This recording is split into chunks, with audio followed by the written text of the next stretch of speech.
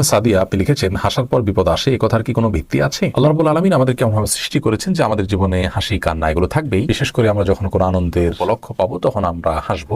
নবী করিম সাল্লাল্লাহু আলাইহি ওয়াসাল্লাম মুস্কি হেসেছেন, অতএব মুস্কি হাসাটা সুন্নাহ, কিন্তু অতিরিক্ত হাসাহাসি করাটা নিন্দনীয়। আমাদের সমাজে অনেক লোক দেখবেন যে তারা কথায় কথায় হাসে, মানুষকে হাসায় এবং হাসাহাসির মধ্যেই তারা কাটায়। বিশেষ করে যুবকদের মধ্যে প্রবণতা ইদানিং অনেক বেশি দেখা যায় যে তারা সারাক্ষণ শুধু হাসাহাসি, হেয়ালিপনা, তামাশা এগুলোর মধ্যে কাটায়। একজন মানুষ যখন আল্লাহ এবং আখিরাতের প্রতি ঈমান থাকবে, তার জীবনে সবকিছুতে তিনি সিরিয়াস থাকবেন। হাসির সময় এবং সুযোগ যখন আসবে, উপলক্ষ তৈরি তখন তিনি হাসবেন। কিন্তু কথায় কথায় বা যেখানে সেখানে সারাক্ষণ শুধু হাসাহাসি করা, এটি একজন ঈমানদার বা আখিরাতে বিশ্বাসী মানুষের জন্য শোভনীয় নয়, যার সামনে জান্নাত বা জাহান্নাম দুটি যে কোনো একটি অপশনে তাকে অবশ্যই যেতে হবে, সেই বিষয়টি রয়েছে। রাসূল আকরাম সাল্লাল্লাহু আলাইহি ওয়াসাল্লাম বলেছেন, তোমরা অতিরিক্ত হাসাহাসি করা থেকে বেঁচে থাকবে, কারণ ফাইন্নাহু ইউমিতুল কলব, কারণ অতিরিক্ত হাসাহাসি করলে মানুষের অন্তরকে এই হাসি, অতিরিক্ত হাসি মেরে ফেলে। এজন্য অতিরিক্ত হাসাহাসি করা উচিত নয়।